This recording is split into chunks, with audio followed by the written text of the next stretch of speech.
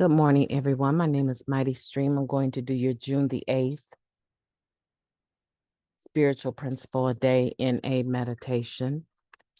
If you need to reach me, feel free to do so at recoveryofhope21@gmail.com. The title of today's meditation, Anonymity Connects Us. Addiction makes us one of a kind. Our personal stories may vary in individual pattern, but in the end, we all have the same thing in common. This common illness or disorder is addiction. That's taken from the basic text, chapter 8. We do recover. By the time most of us show up at our first few Narcotics Anonymous meetings, we are pros when it comes to the difference game.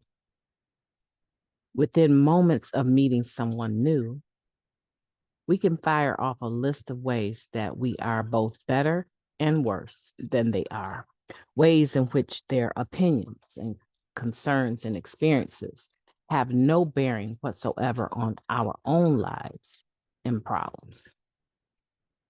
But something strange happens to most of us when we sit through an NA meeting.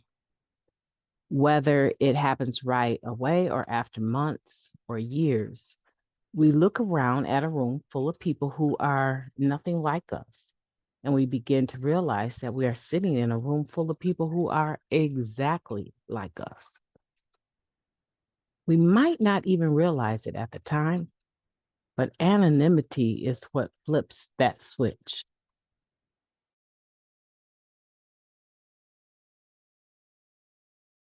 Addiction comes with its own strain of terror and desperation that we recognize when we hear each other share. We suffer the pain of wanting to stop using, but not knowing how, of wanting to stop disappointing the people in our lives, but seeing no other choice, of wanting to stop waking up disappointed in ourselves again. And yet, here we are, sick and tired of being sick and tired. We hear our fellow addicts share these experiences we know so well, and we know we're in the right place. For some of us, connecting to NA members on the level of pain and suffering is the first time in a long, long time that we have felt any connection to other people. But it doesn't stop there. First, we have only addiction in common. But when we stay and work the program, we soon have recovery in common too. When we practice anonymity, we are able to have greater empathy and compassion for those around us. We see our sameness. Our sense of connection with other NA members keeps growing. We meet members from other areas, cities, and countries. They share differently, but the message is the same. We have never met, but we know each other intimately. Such is the blessing of being an addict in recovery. Anonymity connects us all. Addiction separates me from other people and from myself. To reconnect, I will acknowledge that I have in common what I have in common with other recovering addicts today and reach out to them. I like that. I like that meditation. I hope that you do too. Let's take a moment of silence followed by the we version of the Serenity Prayer. Moment of silence now, please.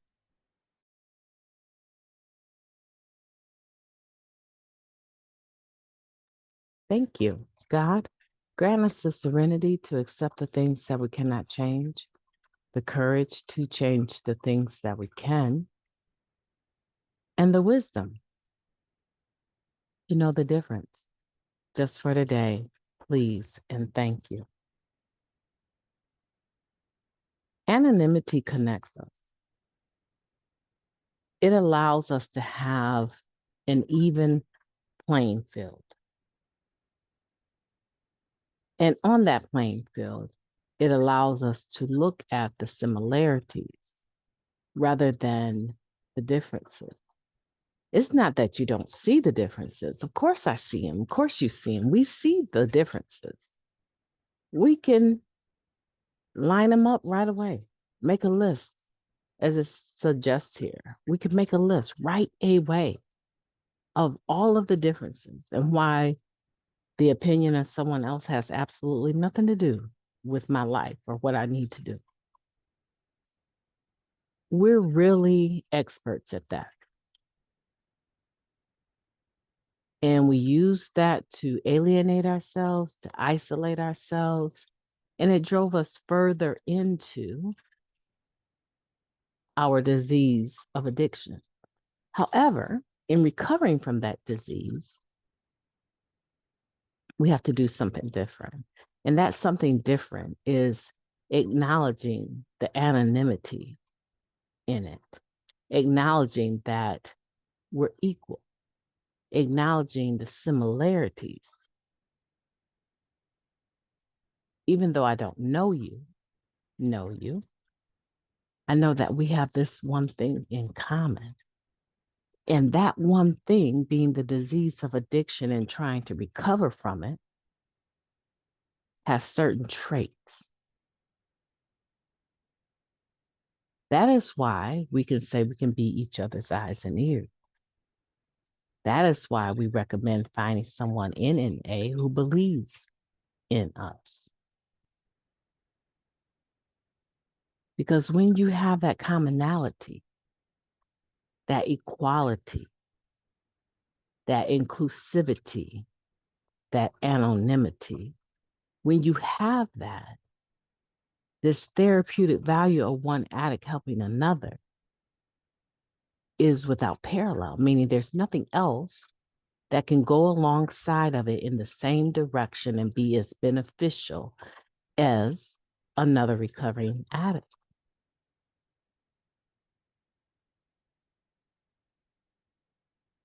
We're never alone. And if we choose to be, then we suffer those consequences of that. But honestly, not everyone drives a red car in Narcotics Anonymous.